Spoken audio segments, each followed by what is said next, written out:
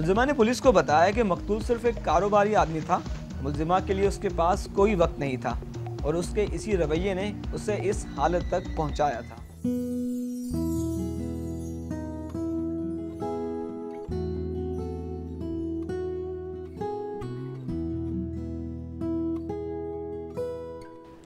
आज फिर आपने देर कर दी। रोज देर से आता हूँ, आज कौन सी नई बात है? मुझे इतना तैयार देखकर भी आपको अंदाज़ा नहीं हो रहा कि आज क्या दिन है। मैंने सुबह ही आपको बताया था कि आज हमारी शादी की सालगिरह है और हम बाहर खाना खाएंगे। ओह वाह खुदा, मुझे बिल्कुल याद नहीं रहा। अच्छा अब चलिए जल्दी करें, चेंज करके आए, फिर हम चलते हैं। नहीं भाई, अब तो बिल्कुल हिम्मत नहीं रही, और वैसे भी मुझे कुछ हिसाब किताब देखना है, फिर कभी चलेंगे। और वैसे भी खाना मैंने दोस्तों के साथ खा लिया है। आप भी ना, कभी आपको मेरा काम याद नहीं रहता, हमेशा अपने काम याद रहते हैं आपको। अरे भाई, मैं एक बिजनेसमैन हूँ, मैं सिर्फ अपना हिसाब किताब देखता हूँ। और जो सुबह आपने वादा किया था वो? ओहो, बिजनेसमैनों के वादे तुम नहीं समझोगी। मैंने तो घर में खाना भी नहीं बनाया, अब मैं क्या खाऊंगी? अस्सलाम वालेकुम भाईजान। वालेकुम सलाम। अच्छा वो आप आ गए, वो अब्बू आपको याद कर रहे थे। अच्छा ठीक है, मैं अब्बा जी से मिल लेता हूँ। तुम ऐसा करो, ये लो गाड़ी की चाबी और अपनी भाभी को साथ ले जाओ। आज इसने खाना नहीं पकाया और इन्हें किसी अच्छी सी जगह से खाना खिला कर लो, ठीक है? मैं ज़रा अब्बा जी को देखता हूँ। वाह, यानी कि भाईजान के खर्चे में 7 स्टार डिनर। भाभी चले चलो। पुलिस जराये का कहना है कि रशीदा जवान, खूबसूरत और मकतूल शब्बीर की निस्बत कम उम्र थी, जबकि मकतूल शब्बीर एक कामयाब बिजनेसमैन तो था, लेकिन कामयाब इज़्दिवाजी ज़िंदगी ना गुजार सका। मकतूल ने कारोबार को ही ओढ़ना बिछोड़ना बना रखा था और मकतूल की कारोबारी मसरूफियात इन दोनों के दरमियान फासले की वजह बनी।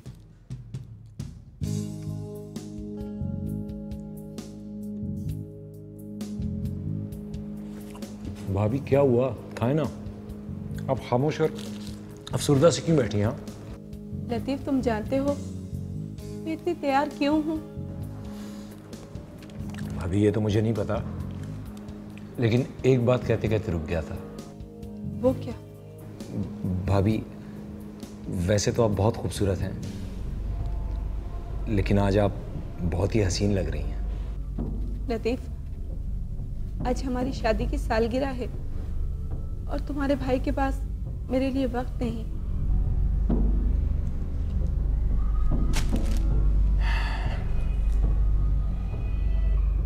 ये भाईजान भी जो है ना, पूरे बिजनेसमैन है। खैर, सब भूल जाएं, शौहर नहीं है तो क्या हुआ, शौहर का हैंडसम भाई जो है।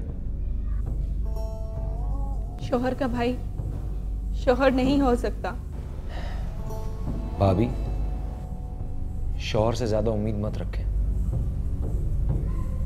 उन्हें बिजनेस से फुर्सत मिलेगी तो आपको टाइम देंगे ना। और फिर भाभी, मैं हूं ना, मैं आपके सारे काम कर दूंगा। आपको आपकी अम्मी के घर लेके जाना, शॉपिंग कराना, आपके कपड़े धोना। कम ऑन, चीयर अप, खाएं।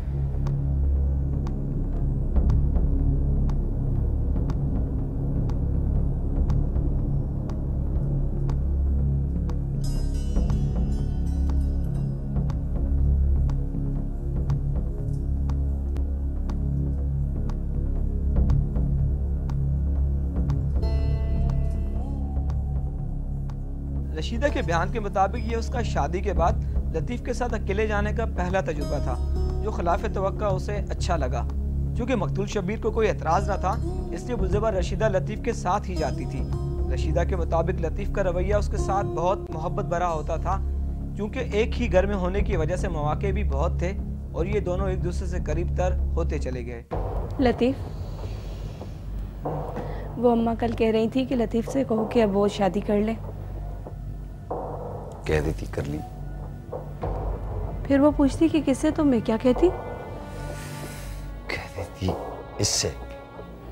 वैसे लतीफ़ अम्मा सही कह रही हैं, अब तुम्हें शादी कर लेनी चाहिए। और तुम्हें छोड़ दो? जाहिर है, मैं बेचारी 2 भाइयों को कब तक संभालूंगी? नहीं, ये कहानी अब एक तरफ होनी चाहिए। ये बेडरूम अब रात को भी हमारा होना चाहिए। ये नहीं हो सकता, मैं शबीर को नहीं छोड़ सकती। क्या मतलब? मैं इतनी पागल नहीं हूँ कि एक बिजनेसमैन को छोड़ दूं जो मुझे वक्त नहीं देता लेकिन नोट तो देता है। मेरा दिल जलाने वाली बातें कर रही हो बस। मैं सच कह रही हूँ, जज्बाती मत बनो कि कौन कबूल करेगा कि मैं बड़े भाई को छोड़कर छोटे से शादी कर लूँ। ये ऐश, ये कारोबार सब कुछ खत्म हो जाएगा। सब कुछ अपनी जगह पर रहेगा, सिर्फ तुम मेरा साथ दो। मैंने कब इनकार किया है? इसका बस एक ही रास्ता है। वो क्या? तुम अगर मेरे साथ हो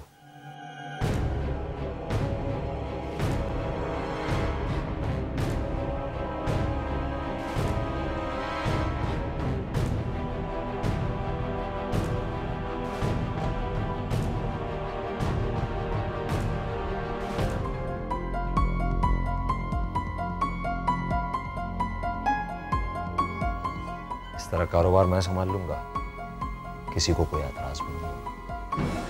और लोग कहेंगे कि तुमने बड़ी नेकी का काम किया है। मेरे हाथ में देखो 2 लकीरें हैं। 2 लकीरें?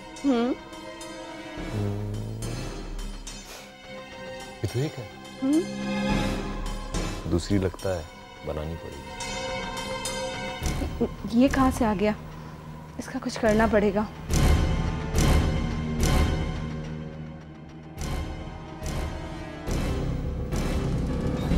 जब सब काम कुदरती हो जाएगा ना, तो ये सब भी ठीक हो जाएगा। जो कुछ भी करना है लतीफ़, जल्दी कर लो। मेरी जान, मुझसे भी अब सब्र नहीं होता। बस अपना ख्याल रखो। वो भाई की आइडेंटिटी चाहता था कि हर वो चीज़ जो भाई के इसके पास है, यहाँ तक कि वाइफ, किड्स, एवरीथिंग, वो जो लाइफ जो भाई की है वो उसे चाहिए। वो इंटेंस किस्म की, it's not a normal jealousy कि आपके पास है मेरे पास नहीं है तो मैं थोड़ी जेलस हो गई, something like that. It is an extreme thing. ये आपकी चाइल्डहुड से चलती चली आती है। रशीदा के मुताबिक अब लतीफ़ की रसाई उसके बेडरूम तक हो चुकी थी, तो दूसरी तरफ इन ताल्लुकात को मकतूल शब्बीर भी महसूस कर चुका था। गुलज़बा रशीदा ने बताया कि एक दिन वो लतीफ़ के साथ बाहर से आई तो पागल हो गई। अरे क्या हुआ? आज ही जल्दी आ गए। वैसे कुछ दिनों से इनका रवैया बहुत चेंज हो गया है। मुझे भी डर लग रहा है। डरने की कोई बात नहीं, तुम अंदर चलो, मैं सब संभाल लूंगी। आ जाओ।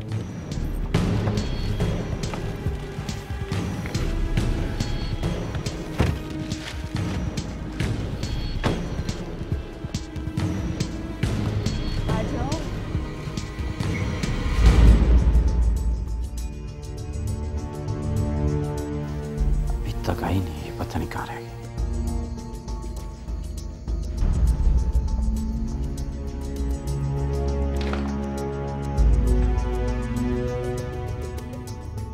कहाँ से आ रही हो? लतीफ़ के साथ बाजार गई थी।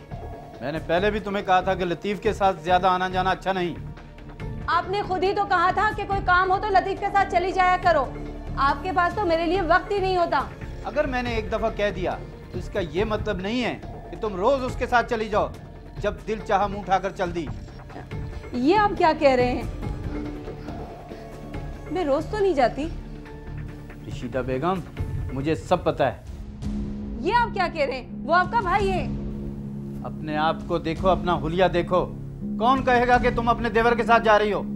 साफ कहें ना कि आपको मेरा बनना संवरना अच्छा नहीं लगा। वैसे तो आपको फुर्सत नहीं होती मुझे देखने की, और आज मेरा मेकअप नजर आ गया आपको। अच्छा, अगर मैं नहीं देखूंगा तो क्या तुम सारे जमाने को दिखाती फिरोगी? आपकी तो आदत हो गई है बात का बतंगड़ बनाने की। आज जल्दी आ गए तो आपको सुकून नहीं है।